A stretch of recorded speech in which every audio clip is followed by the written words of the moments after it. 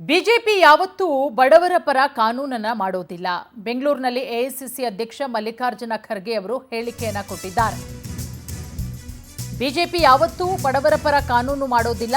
ಬೆಂಗಳೂರಿನಲ್ಲಿ ಎಐಸಿಸಿ ಅಧ್ಯಕ್ಷ ಮಲ್ಲಿಕಾರ್ಜುನ ಖರ್ಗೆ ಹೇಳಿಕೆ ಕೊಟ್ಟಿರೋದು. ಶ್ರೀಮಂತರಿಗೆ, ಕಾರ್ಪೊರೇಟ್ ಕಂಪನಿಗಳಿಗೆ ಮಾತ್ರ ಸಹಕಾರ.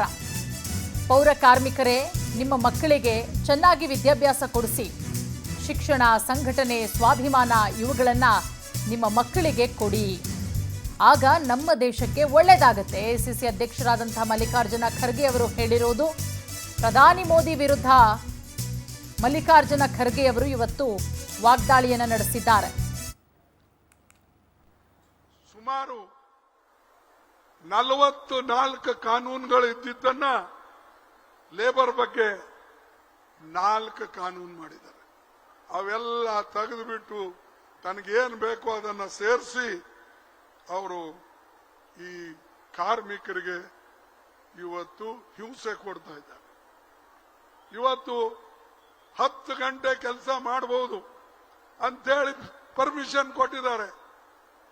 ಆಮೇಲೆ ಹೆಣ್ಣು ಮಕ್ಕಳು ರಾತ್ರಿ ಕೆಲಸ ಮಾಡಬೇಕು ಅಂತ ಕೊಟ್ಟಿದ್ದಾರೆ.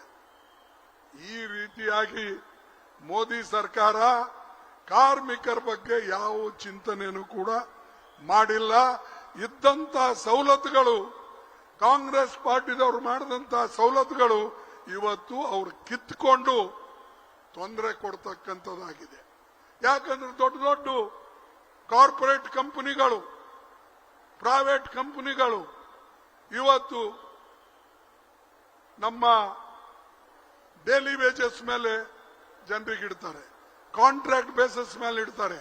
ಹೇಗೆ ನೀವು ಕಾಂಟ್ರಾಕ್ಟ್ ಬೇಸಿಸ್ ಮೇಲೆ ಇದ್ರೋ, ನಿಮಗೆ ಇವತ್ತು ಏನು ಸಂಪೂರ್ಣವಾಗಿ ಶಕ್ತಿ ಏನು ಕಾಂಗ್ರೆಸ್ ಪಾರ್ಟಿಯಿಂದ ಸಿಕ್ಕಿದೆ, ಆ ಶಕ್ತಿಯನ್ನ ಮೊದಲ ನಾವು ಕೊಟ್ಟಿತ್ತು. ಇವತ್ತು ಮೋದಿಯವರ